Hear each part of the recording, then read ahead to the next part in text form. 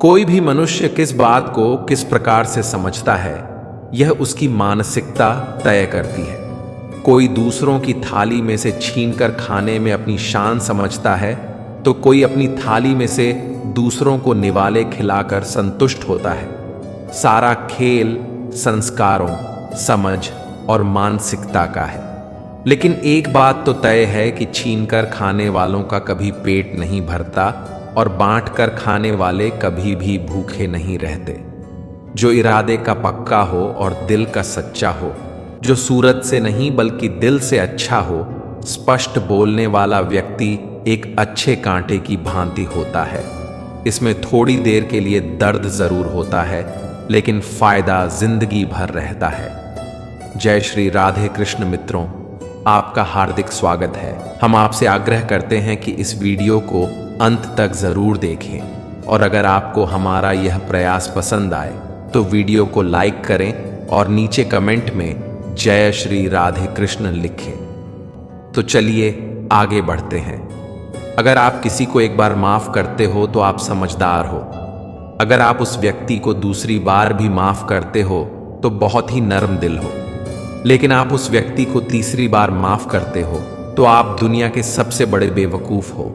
जीवन की सबसे महंगी चीज है आपका वर्तमान, जो एक बार चला जाए तो फिर पूरी दुनिया की संपत्ति देकर भी उसे हम खरीद नहीं सकते। हमें हमारे विचार ही उत्तम बनाते हैं, इसलिए शब्दों पर नहीं, अपनी सोच पर ध्यान दो। विचार हमेशा जिंदा रहते हैं। धरती पर जिस प्रकार मौसम में बदलाव आता है, इस प्रकार जीवन में सुख दुख आता जाता रहता है। बुराई तो तुम्हें हजारों की भीड़ में भी ढूंढ लेगी, ठीक इस प्रकार जैसे गायों के झुंड में बछड़ा अपनी मां को ढूंढ लेता है।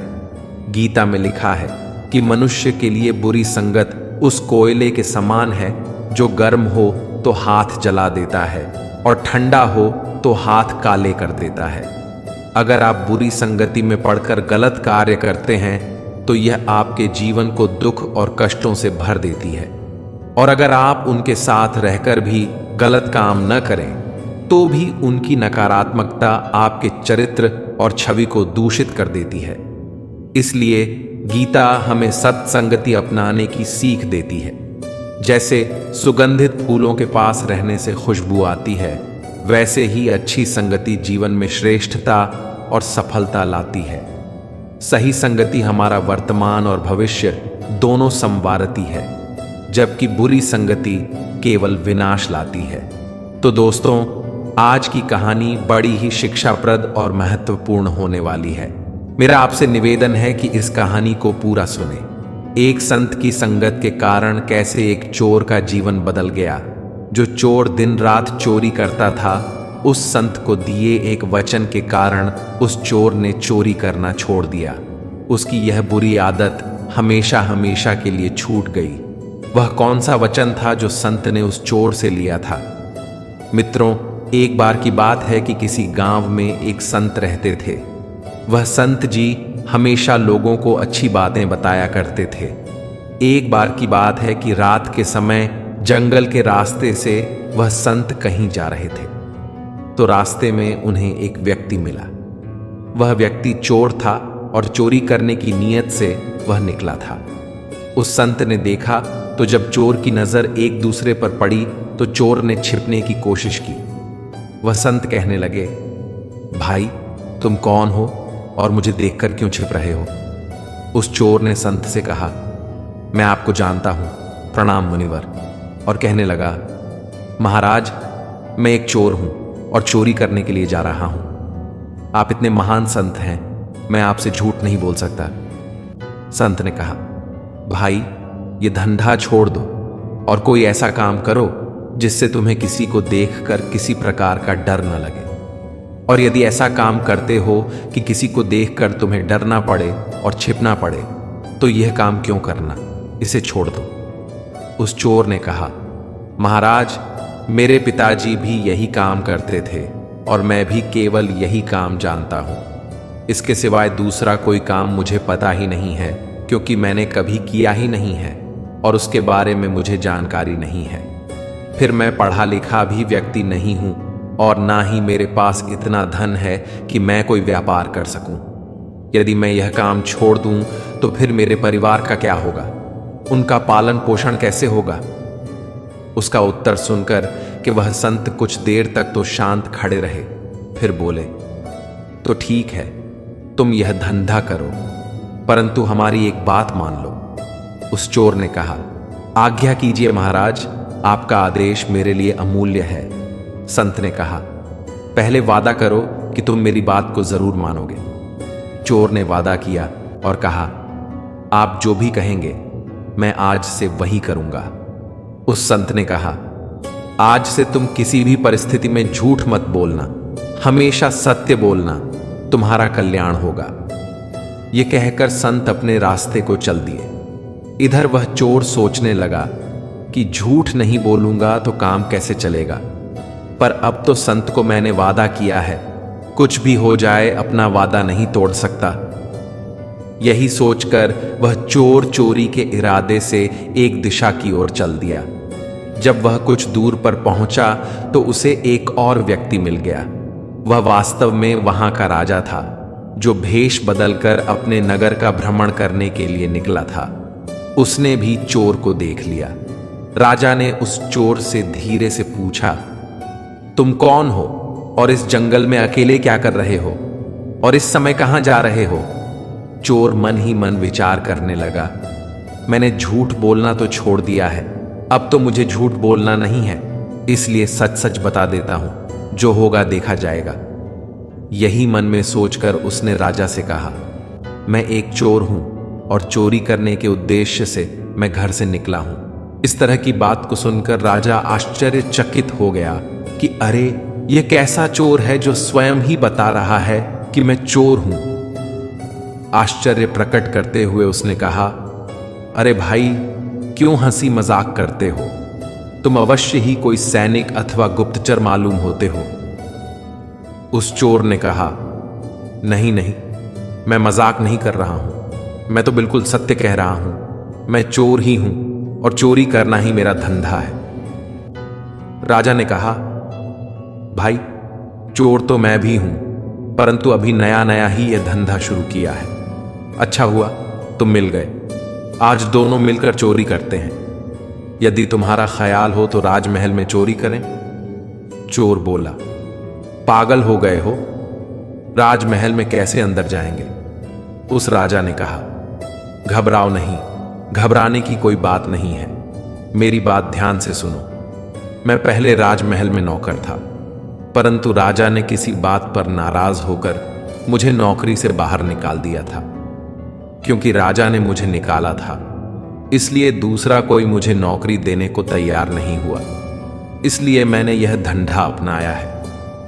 मुझे राजमहल के एक एक गुप्त द्वार का पूरी तरह से पता है, किधर से आना है और किधर से जाना है, यह मुझे भली भांति पता है। चलो आज राजमहल में अपना भाग्य आजमाते हैं। इतना कहकर के राजा उस चोर को साथ लेकर के राजमहल की ओर चल दिए। तब उस चोर को बिल्कुल भी अंदाजा नहीं था कि उसके साथ जो व्यक्ति है वह खुद एक राजा है। कुछ समय बाद वह दोनों महल के पिछले द्वार पर जा पहुंचे और जो गुप्त मार्ग था उसका दरवाजा खोल करके कहने लगा, तुम पुराने चोर हो, अंधेरे में देखने का तुम्हें अभ्यास है, इसलिए तुम अंदर जाकर के सारा धन बटोर लाओ, मैं यहीं पर तब तक पहरा दे रहा हूं। चोर ने कहा, इतने बड़े महल में मुझे कैसे मालूम होगा कि धन कहां रखा है? राजा ने उसे खजाने का पूरा पता बता दिया और वहां तक जिस तरह से पहुंचना था वह सारी युक्ति उस चोर को समझा दी। चोर जब अंदर घुसा और खजाने के द्वार पर पहुंचा, वहां दीवार पर एक चरखी लगी हुई थी। उस चरखी को घुमाते ही वह द्वार खुल गया। चोर ने देखा कि वहां तो अनेकों बड़े बड़े मजबूत बक्से रखे हुए हैं, जिनमें बड़े बड़े ताले लगे हुए हैं। उसने चाबियों का गुच्छा तथा कुछ दूसरे औजार निकाले और एक बक्से का ताला खोलने की कोशिश करने लगा, परंतु उसकी सारी कोशिश बेकार हो गई। उसने यह सोचकर के कमरे में चारों तरफ नजर दौड़ाई कि शायद कोई लोहे की सलाख वगैरह मिल जाए, तब उसकी निगाह एक बक्से पर पड़ गई जो कुछ छोटा था और एक बड़े बक्से के ऊपर रखा हुआ था। उस चोर ने देखा, उसने उसका ताला खोलने की कोशिश की। थोड़ा सा ही प्रयास किया और उस बक्से का ताला खुल गया। उसने ढक्कन हटा करके देखा तो उसमें एक छोटा सा और बक्सा था और उस बक्से के अतिरिक्त कुछ नहीं था। उसने जो उसके अंदर एक छोटा सा बक्सा था उसको बाहर निकाला। जैसे ही उसका ढक्कन खोला, उसकी आंखें चमक उठी। उसमें 3 बहुमूल्य हीरे रखे हुए थे। उसने तीनों हीरे उठा लिए और वहां से चलने लगा। तभी उसके दिल में विचार आया कि हीरे तो 3 हैं और हम दोनों इसका आधा आधा भाग कैसे करेंगे। मैं झूठ बोल करके एक हीरा अधिक अपने पास रख लूं। यह मैं करूंगा नहीं, क्योंकि मैंने झूठ ना बोलने का वादा किया है और इतने बड़े संत से किया है, जो संत हमेशा दूसरों का भला करते हैं और सदैव सत्य बात बोलते हैं। मैंने ऐसे संत से यह वादा किया है। यही सोचकर के उस चोर ने एक हीरा उस बक्से में वापस रख दिया और वह महल से बाहर निकल आया। बाहर आकर के उसने राजा से कहा, यह 2 हीरे लाया हूं, एक तुम्हारा है और एक मेरा है। यह कहकर के उसने एक हीरा राजा को दे दिया और दूसरा हीरा अपने पास रख करके चला गया। उसके जाने के बाद राजा ने सोचा कि हीरे तो संदूक में 3 थे, फिर उसने यह क्यों कहा कि मैं 2 हीरे लाया हूं, चल करके देखना चाहिए। यही विचार करके राजा जब वहां पहुंचा तो वह देखता है कि एक हीरा उसी छोटे से बक्से के अंदर रखा हुआ है। यह देखकर कि वह राजा बड़ा हैरान हुआ कि यह कैसा चोर है जो चोरी भी करता है और सच भी बोलता है। राजा ने उस खजाने का द्वार खुला छोड़ दिया और अपने सैन कक्ष में जाकर के वह राजा सो गया। जब सुबह हुई और थोड़ी देर हुई तो हल्ला मच गया कि राजमहल के खजाने में चोरी हो गई। चारों तरफ यही चर्चा होने लगी। राजा ने अपने मंत्री को बुलाया और चोर के बारे में पता लगाने के लिए कहा। राजा ने कहा, खजाने का द्वार खुला हुआ मिला है, अवश्य ही यह किसी चोर का काम है और अति शीघ्र इसकी जांच करो और उस चोर का पता लगाओ कि वह कहां रहता है और उसने चोरी क्यों की। मंत्री ने कहा, जो आज्ञा महाराज। यह कहकर मंत्री खजाने वाले कमरे में पहुंचा। सब बक्से जैसे के तैसे रखे हुए थे, केवल एक छोटे बक्से का एक ढक्कन खुला हुआ था। उसने उसमें एक छोटा सा जो बक्सा रखा हुआ था उसको निकाल करके देखा तो उसमें एक हीरा अभी भी रखा हुआ था। मंत्री को पता था कि यह जो बक्सा है इसमें 3 बहुमूल्य हीरे थे। वह सोचने लगा कि ऐसा मालूम पड़ता है कि किसी चोर ने जल्दी में एक हीरा यहीं छोड़ दिया है। अब क्यों ना यह हीरा मैं रख लूं। चोरी तो हुई ही है। चोर जब पकड़ा जाएगा तो वह लाख कहता रहे कि मैंने हीरे नहीं चुराए हैं, उसकी कौन मानेगा। यही सोचकर के उस मंत्री ने वह हीरा अपने पास रख लिया और फिर राजा को आकर के सूचना दी कि सारे बक्से ठीक ठाक रखे हैं, केवल एक जो बक्सा था जो छोटा था वही खोला गया है और उसमें 3 हीरे रखे हुए थे। वह तीनों हीरे चोर लेकर के चला गया। मंत्री की बात को सुनकर के राजा मन ही मन मुस्कुराने लगा। उसने मंत्री को शीघ्र ही चोर की तलाश करने का आदेश दे दिया। चारों तरफ उस चोर की तलाश शुरू हो गई और सिपाहियों ने जल्द ही चोर को पकड़ लिया। वह चोर को राजमहल ले आए। राजा के दरबार में जब उस चोर को पेश किया गया तो राजा ने चोर से कहा, क्या तुमने रात में राजमहल में घुसकर के हीरे की चोरी की है? चोर ने हाथ जोड़ करके कहा, हाँ महाराज, चोरी तो मैंने ही की है और मैं इसका दंड भुगतने के लिए तैयार भी हूं, परंतु मेरे साथ एक अन्य चोर भी इसमें शामिल था। मंत्री ने पूछा, वह कौन है? उसका नाम बताओ। चोर ने उत्तर दिया, मैं उसका नाम नहीं जानता और न ही यह जानता हूं कि वह कहां रहता है।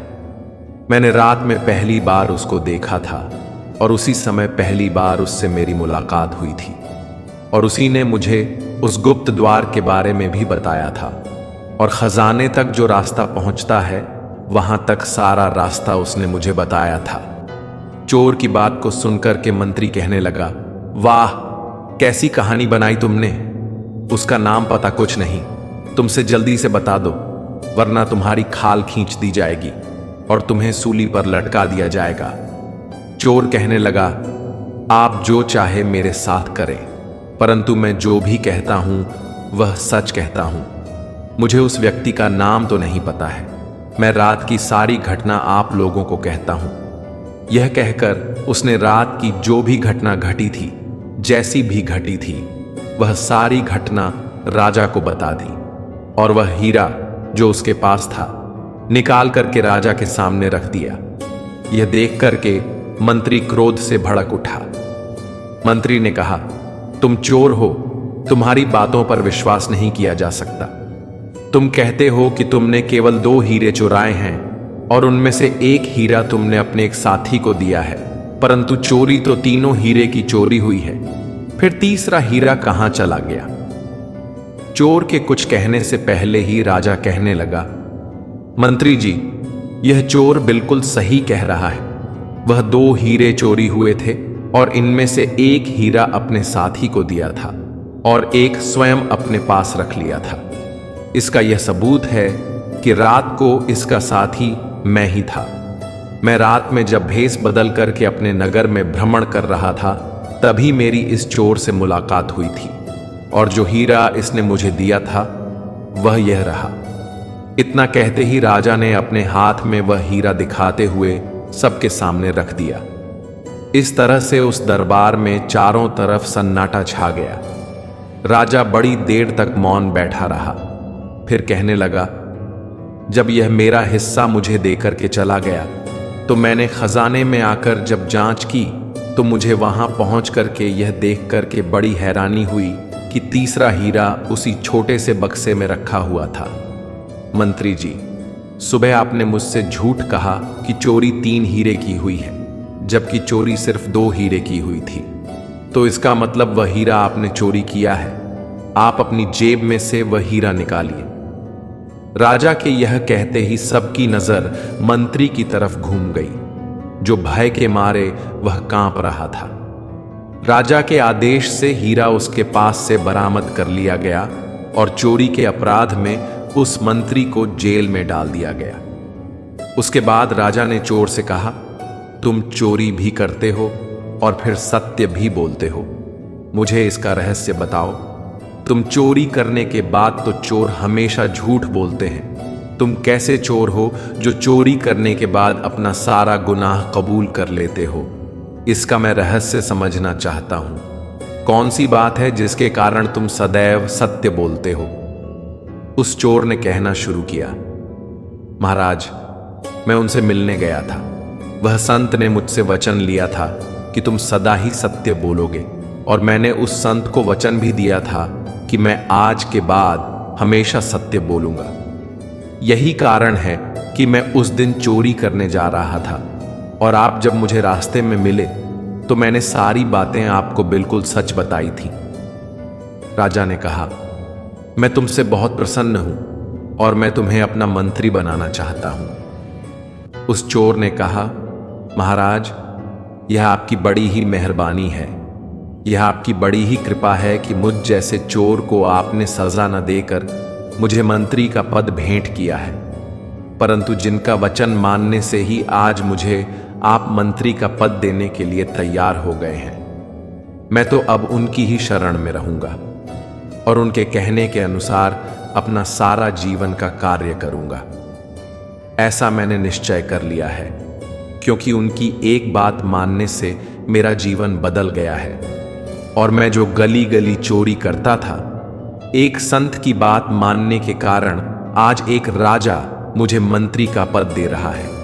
क्यों ना मैं उनकी संगति करूं और उनके बताए हुए सारे रास्ते पर चलूं, जिससे मेरे जीवन का सुधार हो जाए। उस चोर की बात को सुनकर के राजा बहुत प्रसन्न हो गया और राजा ने उस चोर से कहा, जाइए, आप उस संत की सेवा करो, क्योंकि संत ने आपका जीवन सुधार दिया है। दोस्तों, एक संत की संगति के कारण उस चोर का पूरा जीवन बदल गया। इसलिए संगति हमारे जीवन में अत्यंत ही महत्वपूर्ण होता है। इसका चुनाव सोच समझ कर करें।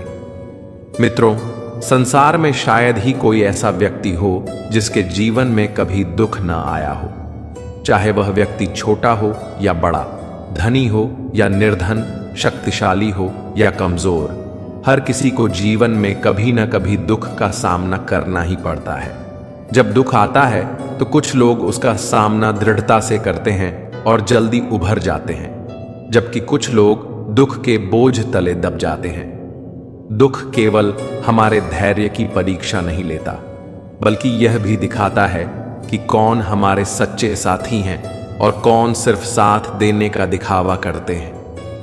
एक बार दुख ने सुख से कहा, तुम सच में बहुत भाग्यशाली हो, लोग हमेशा तुम्हें ही पाना चाहते हैं। इस पर सुख ने मुस्कुराते हुए उत्तर दिया, भाग्यशाली मैं नहीं, बल्कि तुम हो, क्योंकि तुम्हारे आते ही लोग अपने अपनों को याद करने लगते हैं, जबकि मेरे आने पर लोग अक्सर अपनों को भूल जाते हैं। मनुष्य के जीवन में दो प्रकार के दुख होते हैं।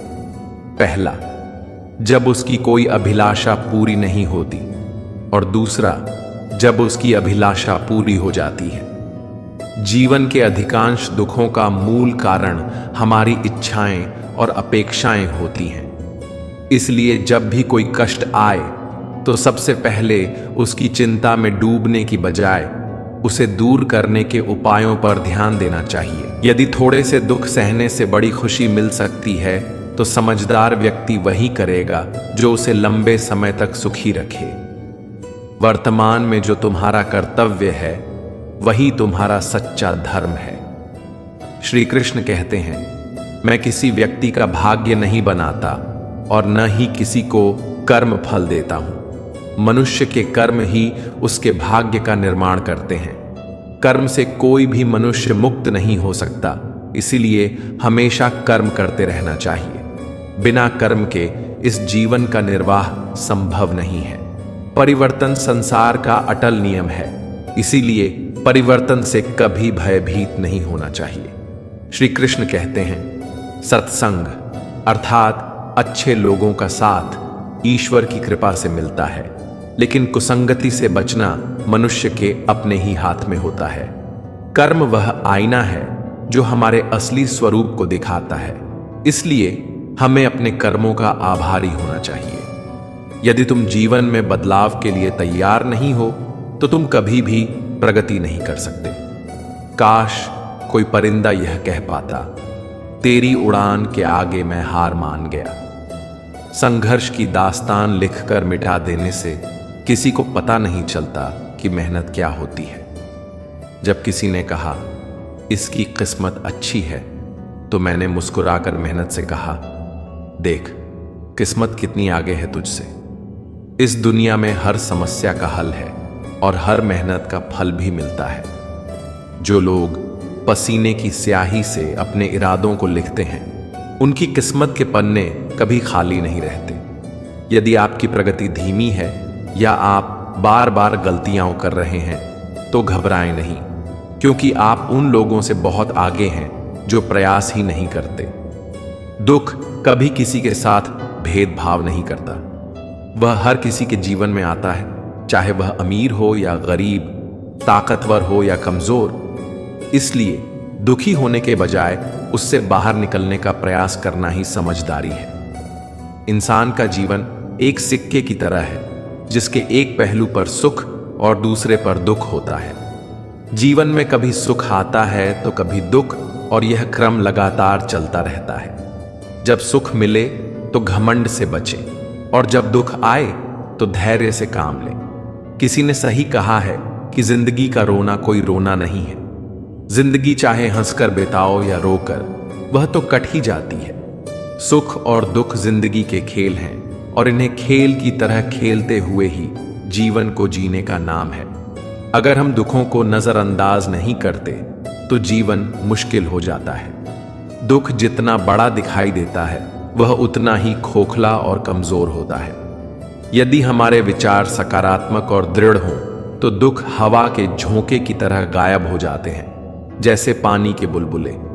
दुख, तकलीफें और आपदाएं इंसान की जिंदगी के साथ जुड़े हुए ऐसे हादसे हैं जो हमें क्षति पहुंचाकर विचलित कर देते हैं। कभी कभी जब इंसान के पास सहन शक्ति की कमी होती है तो वह अपना संतुलन खो बैठता है। मुसीबतों को टालने की कोशिश के बावजूद भी हमारा मन विचलित हो उठता है और आगे बढ़ने के सारे रास्ते बंद होते नजर आते हैं। ऐसा क्यों होता है? इसका कारण है हमारी नकारात्मक सोच और चिंतन जो हमें घेर लेते हैं। कहा जाता है कि इंसान जैसा सोचता है वैसा ही बन जाता है। अगर हमारी सोच सकारात्मक हो तो दुख में भी हमें सुख की अनुभूति हो सकती है। श्री कृष्ण कहते हैं, जीवन में कभी भी किसी चीज को लेकर अभिमान नहीं करना चाहिए, क्योंकि पत्थर जब पानी में गिरता है तो अपने ही वजन के कारण उसमें डूब जाता है। जिंदगी एक अध्यापक से भी सख्त होती है, क्योंकि अध्यापक आपको पहले सबक सिखाते हैं और फिर परीक्षा लेते हैं, लेकिन जिंदगी आपको पहले परीक्षा देती है और फिर सबक सिखाती है। जिस तरह हवा कभी भी एक ही दिशा में नहीं बहती, समय समय पर बदलती रहती है, उसी तरह आपकी किस्मत भी बदलती रहती है। इसलिए जीवन में आने वाले किसी भी दुख या नाकामयाबी से कभी निराश नहीं होना चाहिए। मनुष्य के जीवन में समस्याएं और चुनौतियां कभी भी यूं ही नहीं आती। इनके आने का मतलब है कि आपको अपने जीवन में बड़ा बदलाव लाना है। अगर आप चाहते हैं कि आपको अपनी मेहनत का पूरा फल मिले, तो आपको अपने काम करने के तरीके या अपने जीवन में बदलाव लाने की जरूरत है। भीड़ का हिस्सा बनने से बचें, क्योंकि भीड़ में व्यक्ति की पहचान खो जाती है। सफलता अंतिम नहीं होती और असफलता घातक नहीं होती। जो मायने रखता है वह है आगे बढ़ते रहने का साहस। अपने सपनों के लिए सफल बनो, लेकिन उन लोगों के लिए भी बनो जो तुम्हारा मजाक उड़ाते हैं। अगर परमात्मा तुम्हें कष्ट के पास लेकर आया है तो वह तुम्हें कष्ट से पार भी ले जाएगा। खुद को साबित करो, दूसरों को नहीं। महानता कभी न गिरने में नहीं है, बल्कि हर बार गिरकर उठ जाने में है। खुद पर विश्वास रखो, सब कुछ संभव है। जो उड़ने का शौक रखते हैं वे गिरने के डर से नहीं घबराते। जीवन में प्रयास करते रहो। लक्ष्य मिले या अनुभव, दोनों ही अनमोल हैं। जिसका उदय निश्चित है उसे दुनिया की कोई ताकत नहीं रोक सकती। कभी कभी कठिन परिस्थितियों को टालने की नहीं, बल्कि उनका सामना करने की जरूरत होती है। तभी आपको सच्चे आनंद की प्राप्ति होगी। एक बात सदा याद रखना मित्रों, सुख के समय हर कोई साथ होता है, लेकिन दुख के समय सिर्फ भगवान साथ होते हैं। ईश्वर ने हर इंसान को एक अनमोल हीरे की तरह बनाया है, लेकिन वही हीरा चमकता है जो कठिन परिस्थितियों से गुजर कर तराशा जाता है। मैं तुम्हें यह सलाह इसलिए नहीं दे रहा कि मैं सबसे अधिक समझदार हूं, बल्कि इसलिए दे रहा हूं क्योंकि मैंने जिंदगी में अधिक गलतियां की हैं और उनसे बहुत कुछ सीखा है। मुश्किलों से बचा नहीं जा सकता, यह जीवन ही चुनौतियों का ढेर है। आप एक समस्या का समाधान करेंगे तो दूसरी तुरंत सामने आ खड़ी होगी। मुश्किलों को स्वीकार करना सीखें। जीवन है तो समस्याएं आएंगी और जाएंगी, हमें बस धैर्य रखना चाहिए। वह परमात्मा जो इस विशाल ब्रह्मांड का संचालन करता है, आपकी छोटी छोटी समस्याओं को भी हल कर सकता है। आप अभी हैं, स्वस्थ हैं, यह भी उसकी कृपा ही है। हम यहां नहीं भी हो सकते थे, लेकिन हैं, और यह भी उसकी कृपा का ही परिणाम है। मुश्किल हालात बोझ की तरह होते हैं, और बोझ वही उठा सकता है जिसके कंधे और पांव मजबूत हों। इसलिए अपने कंधे और पांव मजबूत करें। इसका मतलब है कि खुद को आर्थिक और सामाजिक रूप से सशक्त बनाएं। जब आप मजबूत होंगे तो चाहे कितनी भी मुश्किलें आएं, आप उन्हें आसानी से पार कर लेंगे। जीवन में जब हम कठिन समय से गुजरते हैं तो मन में यह विचार जरूर आता है कि परमात्मा मेरी परेशानियों को क्यों नहीं देख रहा, मेरी समस्याओं को हल क्यों नहीं कर रहा। लेकिन हमें समझना चाहिए कि सुख और दुख हमारे जीवन का हिस्सा है। अगर जीवन है तो परेशानियां भी होंगी। सच में हर किसी को अपना दुख सबसे बड़ा और सबसे कष्टकारी लगता है। ऐसा महसूस होता है कि वही दुनिया का सबसे दुखी व्यक्ति है, परंतु हमसे भी ज्यादा दुखी ना जाने कितने लोग हैं। कई ऐसे लोग हैं जिन्हें 2 वक्त की रोटी भी बड़ी मुश्किल से मिलती है। जब कभी किसी आलीशान घर के सामने से गुजरते हुए यह ख्याल आता है कि जब भाग्य बांटा जा रहा था तो हम उस व्यक्ति से पीछे क्यों रह गए। अगर आगे रहते तो हमें भी वही सुख और समृद्धि मिल जाती। जिनके पास साहस और आत्मविश्वास है वे जीवन की कठिनाइयों को पार करते हुए सफलता प्राप्त कर लेते हैं। जरा उन लोगों के बारे में सोचिए जो जीवन और मृत्यु के बीच संघर्ष कर रहे हैं। कम से कम आप उनसे बेहतर स्थिति में तो हैं। आप स्वस्थ हैं, किसी पर निर्भर नहीं हैं और अपने काम को खुद करने में सक्षम हैं। हमारी आपकी क्या योग्यता है? इस विशाल सृष्टि में हमारा योगदान भी क्या है? शायद बहुत ही मामूली। अपने विचार हमेशा सकारात्मक रखें।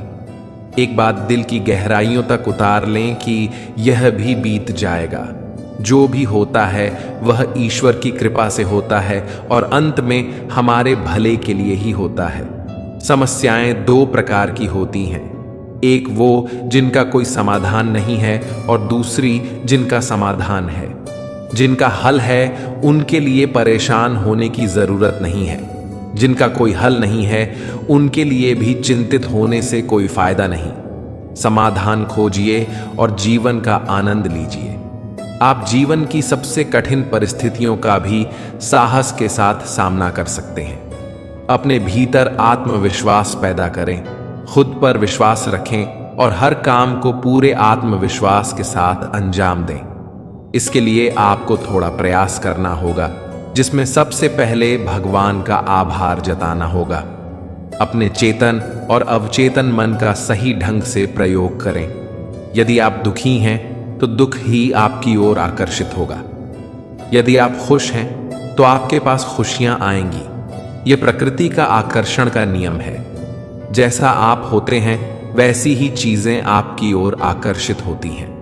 इसके बाद आप ईश्वर की पूजा आराधना अच्छे से करें और देखेंगे कि आप निरंतर प्रगति कर रहे हैं। जैसे हर रात के बाद सुबह होती है, वैसे ही अंधेरे के बाद उजाला भी आता है।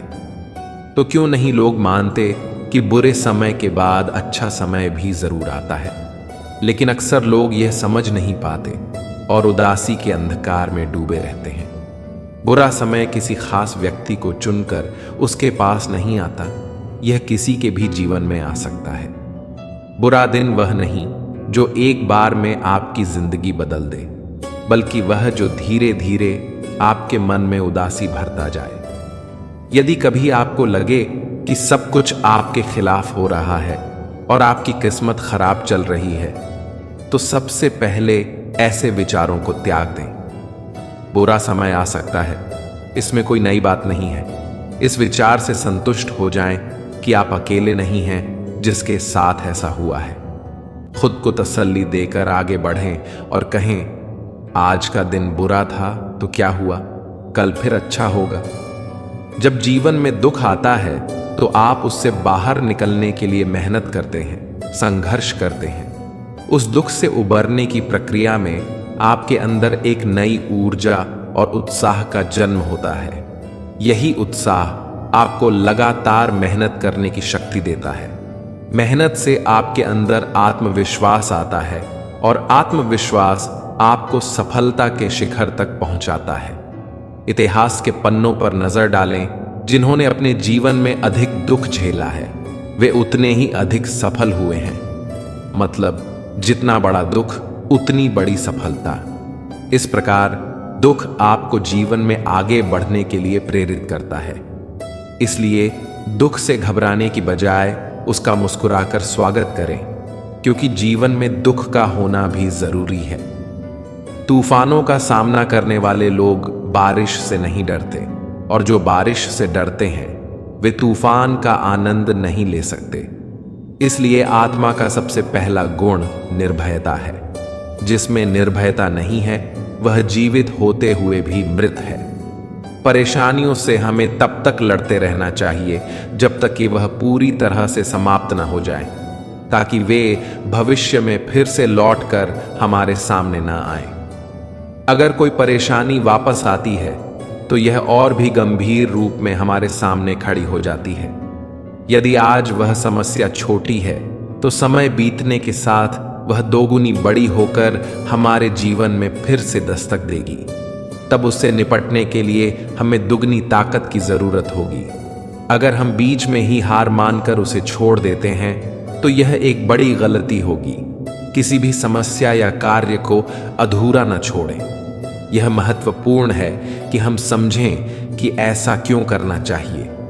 मान लीजिए कि आप किसी बीमारी से जूझ रहे हैं। अगर आप उस बीमारी को पूरी तरह से खत्म नहीं करते और उसे हल्का फुल्का ठीक होने पर छोड़ देते हैं तो वह कुछ समय के लिए शांत हो सकती है, लेकिन वह आपके शरीर को अंदर ही अंदर कमजोर बनाती रहती है।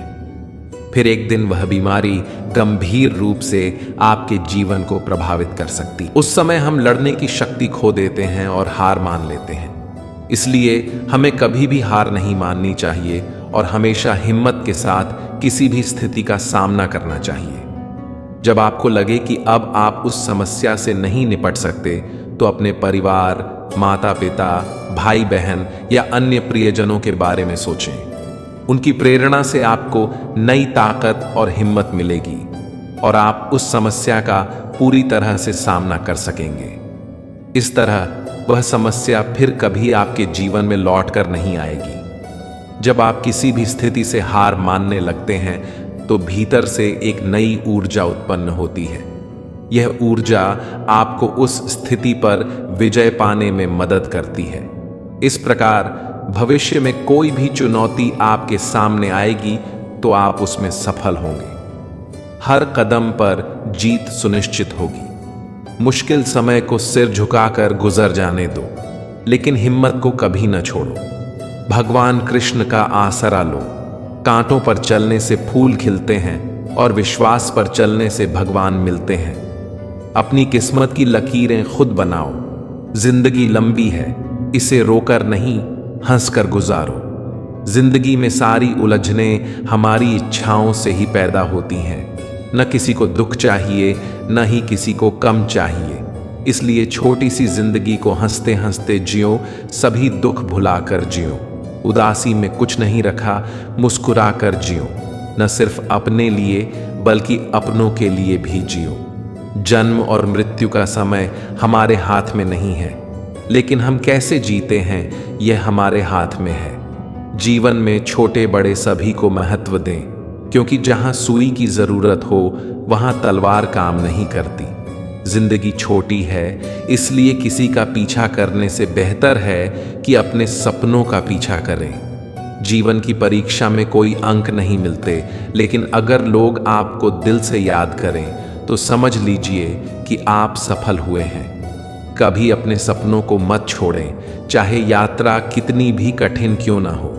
खुश रहने का अर्थ यह नहीं है कि सब कुछ ठीक है। इसका मतलब यह है कि आपने अपने दुखों से ऊपर उठकर जीना सीख लिया है। किसी के बुरे समय में उसका साथ दें, उसे हिम्मत दें, क्योंकि वह बुरा समय थोड़े वक्त में गुजर जाएगा, लेकिन वह व्यक्ति आपको जीवन भर दुआएं देगा। जीवन में कभी यह मत सोचो कि मुझसे बुरा आदमी मुझसे ज्यादा सुखी क्यों है, बल्कि यह सोचो कि मुझसे अच्छा आदमी मुझसे ज्यादा दुखी क्यों है। अभिमान की शक्ति फरिश्तों को भी शैतान बना देती है, लेकिन विनम्रता की शक्ति भी कम नहीं होती। वह साधारण व्यक्ति को फरिश्ता बना देती है। प्रभु से प्रार्थना करो कि वह आपको इतना सुख दे कि आप में अहंकार न आए, और दुख इतना कि आपकी आस्था न डगमगाए। सच बोलने से दिल साफ रहता है, अच्छाई करने से मन साफ रहता है, और मेहनत करने से दिमाग साफ रहता है। एक इंसान को बोलना सीखने में कुछ साल लगते हैं, लेकिन क्या बोलना है यह समझने में पूरी जिंदगी गुजर जाती है। जिंदगी और समय सबसे बड़े शिक्षक होते हैं। जिंदगी हमें समय का महत्व सिखाती है और समय हमें जिंदगी का असली अर्थ। हम अक्सर उन चीज़ों पर ध्यान केंद्रित करते हैं जो हमारे पास नहीं है, और जो हमारे पास है उसकी कद्र नहीं करते। इस पर कभी आभार व्यक्त नहीं करते और हमेशा शिकायतों से भरे रहते हैं। किसी की मजबूरियों पर हंसना नहीं चाहिए, क्योंकि कोई भी अपनी मजबूरियां चुनकर नहीं लाता। बुरे समय से डरें, क्योंकि वह बिना चेतावनी के आता है। गुरूर में डूबे व्यक्ति को दूसरे इंसान की परवाह नहीं होती।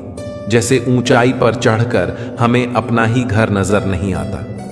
इस दुनिया में झूठे लोग ही पसंद किए जाते हैं। थोड़ी सच्चाई बोलने पर आजकल अपने भी नाराज हो जाते हैं। दौलत विरासत में मिल सकती है, लेकिन अपनी पहचान खुद बनानी पड़ती है।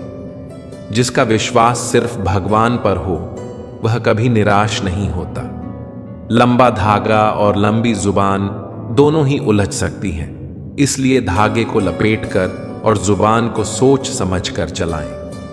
आशा और विश्वास गलत नहीं होते, बस यह हमारे चुनाव पर निर्भर करता है कि हमने इन्हें किससे और किस पर किया है। जब आप नीचे गिरते हैं तो कोई भी आपको उठाने नहीं आता, लेकिन जैसे ही आप थोड़ा सा भी ऊपर उठते हैं, आपको गिराने की कोशिश करने वाले 1000 लोग मिल जाते हैं। समय के पास इतना समय नहीं है कि वह आपको दोबारा समय दे सके। कभी न गिरने से ज्यादा महान है हर बार गिरकर फिर से उठने की हिम्मत करना। धैर्य रखें, क्योंकि हर चीज पहले कठिन होती है, फिर आसान। जीवन की कठिनाइयों का सामना इसलिए करना पड़ता है ताकि हम उनसे लड़कर और भी मजबूत बनकर उभर सकें। इस दुनिया में हर कोई स्वार्थी है, इसलिए सबसे पहले खुद पर भरोसा करना सीखें। गलतियां भी सही रास्ते पर ले जाती हैं, इसलिए उनसे डरने की जरूरत नहीं है। अगर आप गलती करने से डरते हैं तो आप कभी सुधार नहीं पाएंगे। गलतियां करना जरूरी है, बस ध्यान रखें कि एक ही गलती दोबारा ना हो। आत्मज्ञान यह समझ है कि यही सब कुछ है, यही सत्य है, यही पूर्णता है। आत्मज्ञान कोई उपलब्धि नहीं है, बल्कि यह जानना है कि कुछ पाने या कहीं जाने की जरूरत नहीं है। अगर आप दुख पर ध्यान देंगे तो आप हमेशा दुखी रहेंगे। अगर आप सुख पर ध्यान देंगे तो वही आपका जीवन बन जाएगा। याद रखें, जीवन तब खूबसूरत हो जाती है जब यह पता चलता है कि आपकी उपस्थिति से लोग कितने खुश हैं। जीवन कितनी भी सुंदर क्यों ना हो, अपनों के बिना अधूरी ही वास्तव में भविष्य होता ही नहीं। इसका निर्माण हमें करना है। हर कोई दुनिया बदलने की सोचता है, पर कोई खुद को बदलने की नहीं सोचता। समझदार व्यक्ति खुद गलतियां नहीं करता, बल्कि दूसरों की गलतियों से जीवन की सच्चाई परख लिया करता है। लोगों का क्या, चाय में मक्खी गिरे तो चाय फेंकते हैं और घी में गिरे तो मक्खी फेंकते हैं। इसलिए जीवन में कुछ बनना है तो कीमती बनो। रात सुबह का इंतजार नहीं करती, खुशबू मौसम का इंतजार नहीं करती। जो भी खुशी मिले उसका आनंद लिया करो, क्योंकि जिंदगी वक्त का इंतजार नहीं करती। हर बड़ी कामयाबी समय मांगती है, इसलिए धैर्य का साथ कभी न छोड़ें। अपनों का साथ बहुत आवश्यक है। सुख हो तो बढ़ जाता है और दुख हो तो बंट जाता है। जल्दी मिलने वाली चीजें ज्यादा दिनों तक नहीं चलती, और जो ज्यादा दिनों तक चलती हैं वह जल्दी नहीं मिलती। जब कदम थक जाते हैं तो हौसला साथ देता है, और जब लोग मुंह फेर लेते हैं तो भगवान साथ देते हैं। बस एक बार चलने का हौसला रखना जरूरी है, क्योंकि अच्छे इंसानों के तो रास्ते भी इंतजार करते हैं। बुराई तो तुम्हें हजारों की भीड़ में भी ढूंढ ही लेगी। ठीक उसी प्रकार जैसे गायों के झुंड में बछड़ा अपनी मां को ढूंढ लेता है, परंतु जो बंसी वाले को दिल से मानता है वह बुराई में भी अच्छाई को ढूंढ लेता है। जिंदगी का तजुर्बा कहता है कि छोटा आदमी बड़े मौके पर काम आ सकता है, लेकिन बड़ा आदमी छोटी सी बात पर औकात दिखा देता है। ज्यादा हंसने और बोलने वाला व्यक्ति अगर चुप हो जाए तो समझ लेना चाहिए कि वह भीतर से टूट चुका है।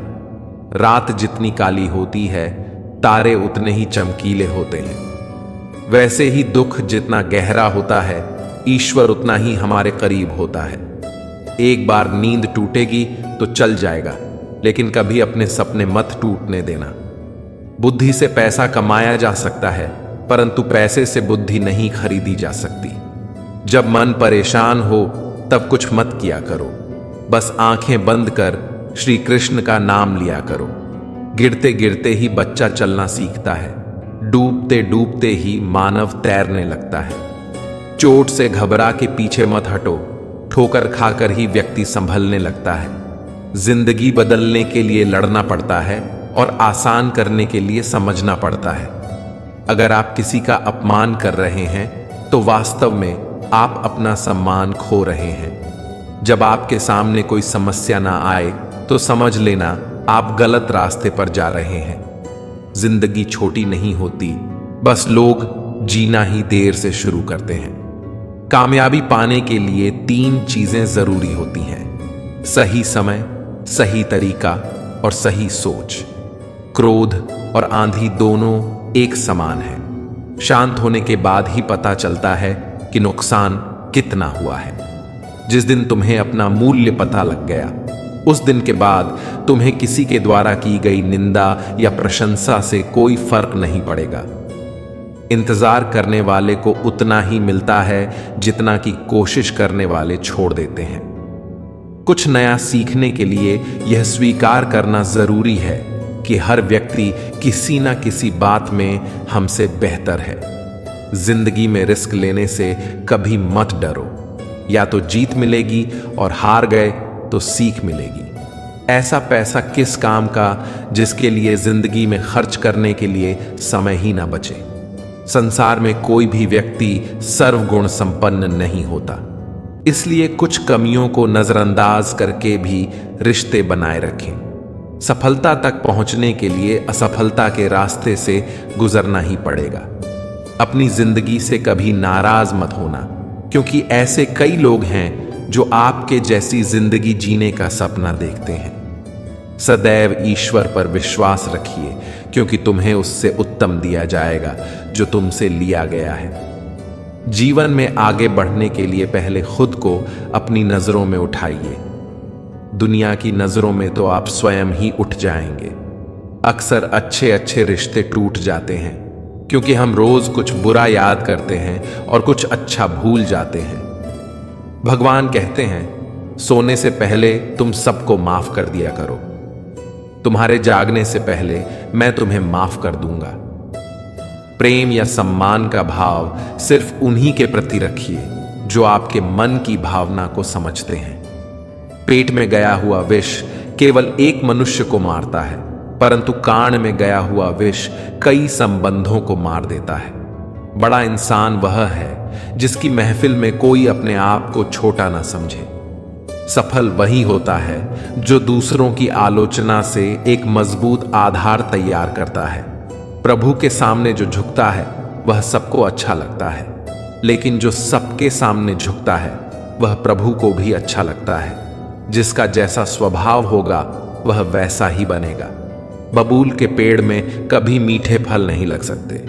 ईश्वर की शक्ति के आगे हम कुछ भी नहीं हैं, इसलिए बुरे कर्म करने से डरो। यदि आपके पास सिर्फ भगवान है तो आपके पास वह सब है जो आपको चाहिए। न पैसा लगता है, न खर्चा लगता है। राधे राधे बोलिए, बड़ा अच्छा लगता है। कोई इतना अमीर नहीं कि अपना बिता हुआ वक्त खरीद सके, और कोई इतना भी गरीब नहीं कि अपना आने वाला वक्त बदल ना सके।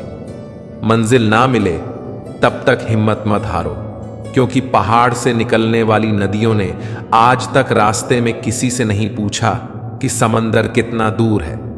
वक्त आपका है, चाहो तो सोना बना लो और चाहो तो सोने में गुजार दो। पहचान से मिला काम बहुत कम समय के लिए टिकता है, पर काम से मिली पहचान उम्र भर कायम रहती है। कुछ आरंभ करने के लिए आपका महान होना आवश्यक नहीं है, लेकिन महान होने के लिए आपका कुछ आरंभ करना अत्यंत आवश्यक है। खामोश रहने का अपना ही मजा है, क्योंकि नींव के पत्थर कभी बोला नहीं करते। चेहरा सुंदर होने से कुछ नहीं होता, जबान सुंदर होनी चाहिए, क्योंकि चेहरा चाहे कितना भी सुंदर क्यों ना हो, अगर जुबान कड़वी हुई तो लोग एक ना एक दिन मुंह फेर ही लेंगे। इस छोटी सी कहानी से हमें यह सीख मिलती है कि हमें अपने कर्म ईमानदारी और निस्वार्थ भाव से करते रहना चाहिए। कभी कभी हमारे छोटे से प्रयास किसी के जीवन में बड़ा बदलाव ला सकते हैं। और अगर कोई आपको अपने बुरे समय में याद करता है तो बुरा ना माने। याद रखें, अंधेरे में ही दिए की सबसे ज्यादा जरूरत होती है। अच्छे कर्म करते रहिए, क्योंकि उनका फल ऊपर वाला जरूर देता है। मित्रों, मैं आशा करता हूं कि आपने इस वीडियो से बहुत कुछ सीखा होगा। वीडियो को लाइक और शेयर करके कमेंट में जय श्री राधे कृष्ण लिखना न भूलें। और ऐसे ही ज्ञानवर्धक वीडियो देखने के लिए हमारे चैनल को सब्सक्राइब करके घंटी को भी दबाएं। मुझे अंत तक सुनने के लिए आपका बहुत बहुत धन्यवाद। जय श्री राधे कृष्णा। राधे राधे।